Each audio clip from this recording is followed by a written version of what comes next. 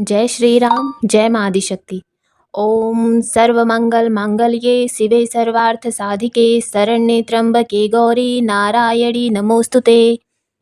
नमस्कार दोस्तों, माँ आदिशक्ति के सभी भक्तों को चैत्र नवरात्रि की मंगल शुभकामनाएं। माँ आदिशक्ति की कृपा हम सब पर बनी रहे।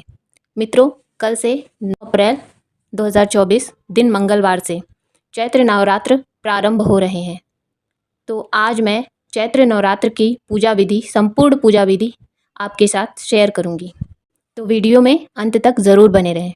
नवरात्र के पहले दिन की पूजा का महत्व बहुत ज़्यादा होता है, क्योंकि पहला दिन माँ शैलपुत्री का होता है और इसी दिन से हिंदू नववर्ष आरंभ होता है। इसी दिन कलश स्थापना होती है और ज्वारे बोए जाते हैं। बहुत से लोग अखंड दीपक भी जलाते हैं। जो लगातार 9 दिनों तक जलता है। हालांकि पहले दिन की पूजा का विशेष महत्व होता है। माँ दुर्गा के आवाहन का ये विशेष दिन होता है। इस दिन माँ दुर्गा हमारे घरों में विराजती हैं। आने वाले 9 दिनों तक हम माँ दुर्गा की आराधना करते हैं, मंत्रों का जप करते हैं, माँ को भोग लगाते हैं, माँ को पुष्प अर्पित करते हैं और माँ से प्रार्थना करते हैं। तो नवरात्रि के पहले दिन की संपूर्ण पूजा विधि, कलश स्थापना, ज्वारे कैसे बोएं और अखंड दीपक कब और कहाँ कैसे जलाएं, ये सभी विधियाँ आज मैं आपसे शेयर करूँगी। तो आज की वीडियो बहुत ही ज़्यादा महत्वपूर्ण होने वाली है। इसको पूरा ज़रूर देखें। अच्छी लगे तो लाइक और शेयर भी ज़रूर करें, जिससे ज़्यादा से ज़्यादा लोगों तक ये वीडियो पहुंच पाए। और अब जानते हैं नवरात्रि के पहले दिन की विधि, यानी कलश स्थापना विधि। आपको जिस जगह पर करनी होती है, सबसे पहले तो आप उस स्थान को अच्छी तरह से साफ सुथरा कर लें।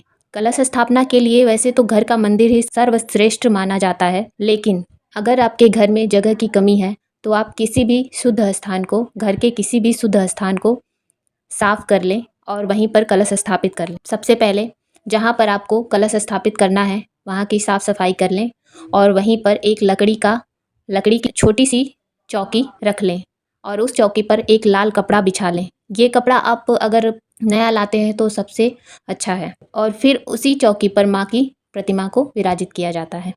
अगर आपके पास माँ दुर्गा का विग्रह है तो पहले उस विग्रह को स्नान कराएं, अभिषेक कराएं। जैसे कि अगर आपके पास गंगा जल है तो गंगा जल से, पंचामृत है तो पंचामृत से, और अगर आपके पास कच्चा दूध है तो कच्चे दूध से माँ का अभिषेक कराएं। फिर उस चौकी पर अक्षत रख के उस पर माता के विग्रह को स्थापित करें। माता का श्रृंगार करके और उनको फूल अर्पित करें। माता को लाल चुनरी भी अर्पित करें। चौकी के बीच में माँ दुर्गा की मूर्ति और उनकी दाईं ओर कलश स्थापित करें। तो दाईं ओर फिर से चावल को कलर करके, ये चावल आप कुमकुम से भी कलर कर सकते हैं और हल्दी से भी कलर कर सकते हैं। आपके पास जो भी उपलब्ध है उस वक्त आप उससे कलर कर सकते हैं। फिर कलश के लिए एक पात्र लेंगे। यह पात्र मिट्टी का भी हो सकता है और किसी धातु से बना भी हो सकता है। चाहे तो पीतल का हो या फिर तांबे का हो या फिर चांदी का हो, लेकिन स्टील का पात्र आपको प्रयोग में नहीं लाना है। अगर आप मिट्टी का पात्र ले रहे हैं तो उसको एक दिन पहले साफ़ कर लें, उसको पानी में धो लें और उसमें पानी भर के पूरी रात रख लें। इससे ये होगा, क्योंकि मिट्टी का पात्र है तो 9 दिनों तक उसमें जल भर कर रखेंगे तो वो पानी सोख लेता है। लेकिन अगर आप एक दिन पहले उसमें पानी डाल के रखते हैं तो जितना पानी उसको सोखना होगा एक दिन पहले सोख लेगा। उसके बाद आप दूसरे दिन कलश स्थापित करेंगे। आपको उस कलश को कलावा बांधना है और फिर नवरात्रि के पहले दिन आप उस कलश को कलावा बांधेंगे और फिर उस पर स्वास्तिक का चिन्ह बनाएंगे हल्दी या रोली से। अब सबसे पहले इस कलश में आप जल भरकर रख लीजिए, उसमें थोड़ा गंगा जल भी डाल लीजिए। अक्षत, एक सिक्का, एक साबुत हल्दी, 2 लौंग, 2 इलायची, गुलाब के फूल के पत्ते थोड़े थोड़े, गुलाब के पुष्प की पंखुड़ियाँ 2-4 पंखुड़ियाँ आप डाल सकते हैं। इससे जल जो है उससे दुर्गंध नहीं आएगी और कुछ दिनों तक उससे सुगंध आएगी। आप इसमें कुछ इत्र की बूंदें भी डाल सकते हैं। और अब आप इस कलश पर अष्टदल कमल बनाकर स्थापित कर सकते। तो अब कलश के ऊपर आप पंचपल्लव रख दीजिए और फिर चावल से भरी कटोरी या फिर कोई भी पात्र जिसमें आप चावल भर सकें उस कलश पर रख लीजिए। फिर उस पात्र के ऊपर एक नारियल लीजिए, उस नारियल पर आप स्वास्तिक का चिन्ह बनाइए, उस नारियल पे आप कलावा लपेटिए और उस नारियल को एक चुनरी से उड़ा दीजिए। उसके बाद आप उस नारियल को चावल से भरी कटोरी के ऊपर स्थापित कर दीजिए। ध्यान रहे कि ये नारियल का मुख आपकी तरफ होना चाहिए। सर्वाधिक आवश्यक होता है कलश स्थापना। एक बार कलश स्थापना हो गई तो आपकी पूजा आरंभ हो जाती है। इसके पश्चात आपको एक पान का पत्ता लेना है, उस पर थोड़ा चावल, एक सुपारी और ध्यान रहे चावल खंडित नहीं होने चाहिए। तो एक सुपारी और थोड़े अक्षत उस पान के पत्ते पर रख लीजिए। इससे गणेश जी की स्थापना हो जाती है और उसी पान के पत्ते पर आप चाहें तो गाय के शुद्ध गोबर से गौरी जी की छोटी सी प्रतिमा बनाकर, गौरी बनाकर उस पे रख लीजिए। इससे ये गौरी जी बन जाती हैं।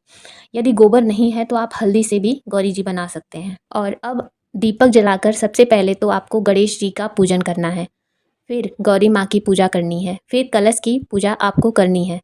धूप, दीप, अक्षत, जल, पुष्प, तिलक लगाकर भगवान श्री गणेश को यज्ञोपवीत अर्पित करें। भगवान गणेश को जनेऊ अर्पित करना सर्वथा बहुत ही महत्वपूर्ण है। भोग लगा के, जैसे कि कोई भी मीठी वस्तु या फिर दूध से बनी कोई चीज़ आप भगवान को अर्पित कर सकते हैं। अब हम बात करेंगे नवग्रह की स्थापना, क्योंकि ये अत्यंत महत्वपूर्ण होता है माँ की आराधना में।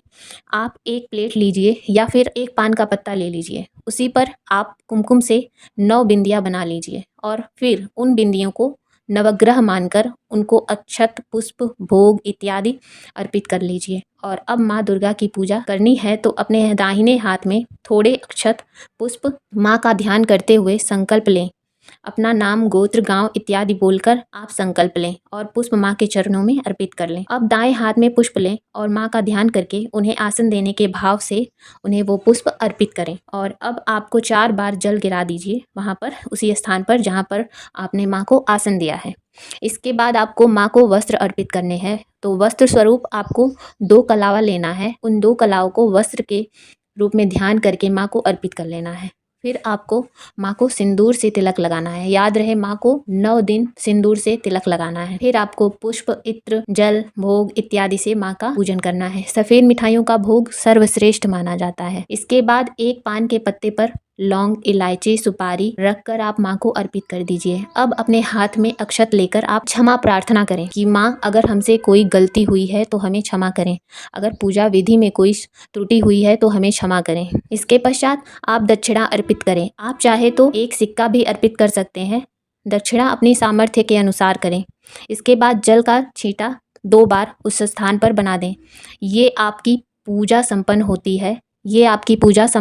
है। इसके बाद आप सुहाग की सामग्री, अगर आपकी सामर्थ्य है तो पहले दिन ही अर्पित कर लें, और अगर नहीं है तो आप 9 दिनों के बीच में आप कभी भी माँ को सुहाग की सामग्री अर्पित कर सकती हैं। और इसके बाद आप माँ के सामने बैठकर माँ के मंत्रों का उच्चारण कर सकती हैं।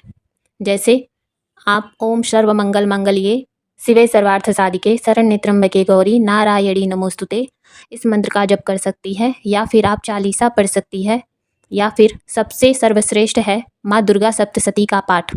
अगर आप ये कर सकती है तो दुर्गा सप्तशती का पाठ माँ के सामने बैठकर जरूर करना चाहिए। तो ये थी माँ के पहले दिन की संपूर्ण पूजा विधि, और आगे भी मैं आपसे ऐसे ही सनातन धर्म से रिलेटेड वीडियो बनाती रहूँगी और माँ के 9 दिन के नवरात्रि की पूजा विधि से शेयर करती रहूँगी। इस चैनल को सब्सक्राइब ज़रूर कर लें और वीडियो को लाइक ज़रूर कर लें, और शेयर तो करना बिल्कुल ना भूलें, क्योंकि ये जितना दूर दूर तक फैलेगा माँ की कृपा और ज़्यादा लोगों पर बरसेगी। हे प्रभु, सबकी मनोकामना पूर्ण करना। राधे राधे।